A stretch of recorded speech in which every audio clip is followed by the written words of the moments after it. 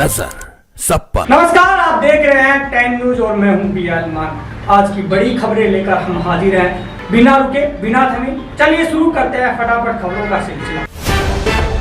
प्रधानमंत्री मोदी ने मन की बात के 127वें एपिसोड में छठ पूजा की बधाई दी और स्वदेशी वस्तुओं की खरीद बढ़ने पर खुशी जताई। उन्होंने जीएसटी बचत उत्सव, सरदार पटेल जयंती और रन फॉर यूनिटी जैसे विषयों पर भी बात की। पीएम ने देशवासियों से आत्मनिर्भरता को अपनाने की अपील की। 35 साल बाद आसियान का ऐतिहासिक विस्तार हुआ। इंडोनेशिया से अलग हुए पूर्वी तिमोर को संगठन का नया सदस्य बना लिया गया। कुआलालंपुर में हुए समारोह में प्रधानमंत्री सनाना गुस्माओ ने कहा कि पूर्वी तिमोर आसियान का सक्रिय और उपयोगी सदस्य बनेगा। 1990 के दशक के बाद यह पहला विस्तार है।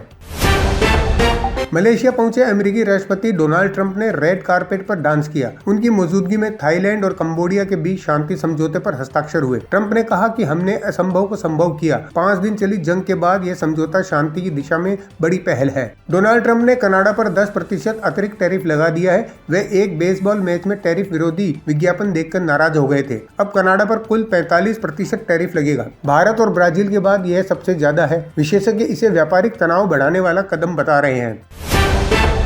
पाकिस्तान और अफगानिस्तान के बीच तनाव बढ़ता जा रहा है। इस्तांबुल में चल रही शांति वार्ता पर पाक रक्षा मंत्री ख्वाजा आसिफ ने कहा, अगर वार्ता विफल हुई तो इस्लामाबाद खुला युद्ध करेगा। पिछले हफ्तों में सीमा पार झड़पों और हवाई हमलों से दोनों देशों के बीच रिश्ते बेहद खराब हो चुके हैं। बांग्लादेश में चुनाव से पहले कट्टरपंथी संगठनों की भारत विरोधी रैलियां तेज हो गई है। जमात इस्लामी और हिजबुल तहरीर जैसे समूह इस्कॉन पर प्रतिबंध लगाने की मांग कर रहे हैं। अल्पसंख्यकों पर हमलों के बीच इन रैलियों में भारत को निशाना बनाया गया है। फरवरी 2026 में होने वाले चुनाव से पहले माहौल गर्म है।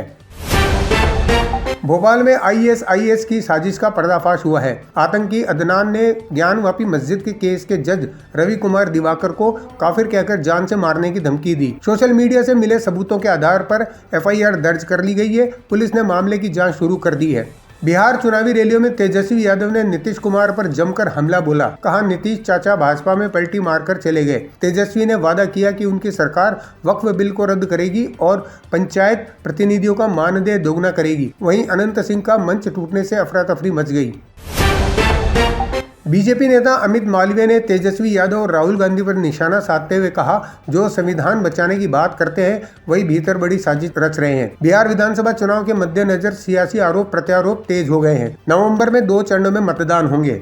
छठ पूजा के लिए बिहार लौट रहे यात्रियों को ट्रेनों में सीट नहीं मिल रही। लोग बिना रिजर्वेशन सफर कर रहे हैं और सरकार से नाराज हैं। यात्रियों का कहना है कि वे वोट से जवाब देंगे। बिहार में नवंबर में विधानसभा चुनाव है। लोग त्योहार मनाकर मतदान के बाद लौटने की तैयारी में हैं। भारत की जांच एजेंसियों को बड़ी सफलता मिली है। लॉरेंस बिश्नोई गैंग के मोस्ट वांटेड लखविंदर कुमार को अमेरिका से भारत लाया गया है। इंटरपोल के रेड नोटिस के बाद यह ऑपरेशन सीबीआई, विदेश मंत्रालय और गृह मंत्रालय के सहयोग से पूरा हुआ। लखविंदर पर कई गंभीर आपराधिक मामलों के आरोप हैं। दिल्ली के मंत्री कपिल मिश्रा ने छठ घाटों का निरीक्षण किया और कहा, हमने कभी दावा नहीं किया कि यमुना साफ है, लेकिन पूजा की जा सकती है। उन्होंने बताया कि पिछली सरकार ने घाटों पर छठ पूजा पर रोक लगाई थी, लेकिन अब दिल्ली में सभी घाटों पर छठ उत्सव भव्य रूप से मनाया जाएगा। महाराष्ट्र डॉक्टर आत्महत्या केस में फरार सब इंस्पेक्टर गोपाल बदने ने सरेंडर किया। मकान मालिक के बेटे प्रशांत बांकर को पहले ही गिरफ्तार किया जा चुका है। विपक्ष के नेता राहुल गांधी ने कहा, यह आत्महत्या नहीं, सिस्टम की हत्या है। मध्य प्रदेश की जुजुत्सु खिलाड़ी रोहिणी कलम ने देवास में सुसाइड कर लिया। बहन ने कमरे में फंदे से लटकता शव देखा। रोहिणी ने एशियाई खेलों में भारत का प्रतिनिधित्व किया था और अबू धाबी में कांस्य पदक जीता था। पुलिस ने मामले की जाँच शुरू कर दी है।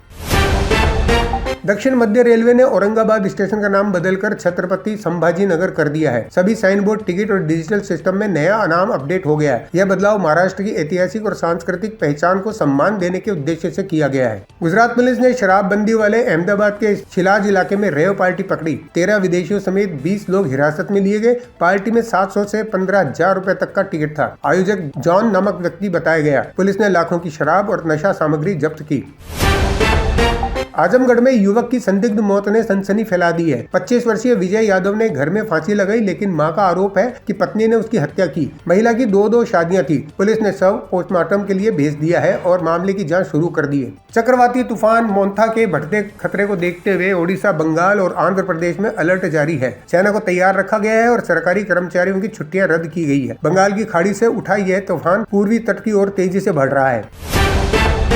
बलूचिस्तान पर टिप्पणी के बाद पाकिस्तान ने अभिनेता सलमान खान को आतंकवादी घोषित कर निगरानी सूची में डाल दिया है। रिपोर्ट्स के मुताबिक उन्हें आतंकवाद विरोधी अधिनियम की 4थी अनुसूची में रखा गया है। दरअसल सलमान ने एक इवेंट में पाकिस्तान और बलूचिस्तान पर बयान दिया था, जिससे वहां जबरदस्त विवाद भड़क गया। आयुष्मान खुराना और रश्मिका मंदाना की फिल्म थामा ने वर्ल्ड वाइड 100 करोड़ रुपए का आंकड़ा पार कर लिया। सिर्फ 5 दिनों में फिल्म ने यह रिकॉर्ड बनाया है। दर्शकों से शानदार रेस्पॉन्स मिल रहा है और फिल्म लगातार बॉक्स ऑफिस पर अच्छा प्रदर्शन कर रही है। तो ये थी आज की सभी बड़ी और जरूरी खबरें तेज रफ्तार में। अगर आप देश दुनिया की हर हलचल से अपडेट रहना चाहते हैं तो जुड़िए 10 न्यूज के साथ। मैं हूं बियाल मान, मिलेंगे फिर एक और बुलेटिन में। तब तक के लिए मुझे दीजिए इजाजत। जय हिंद। नजर सब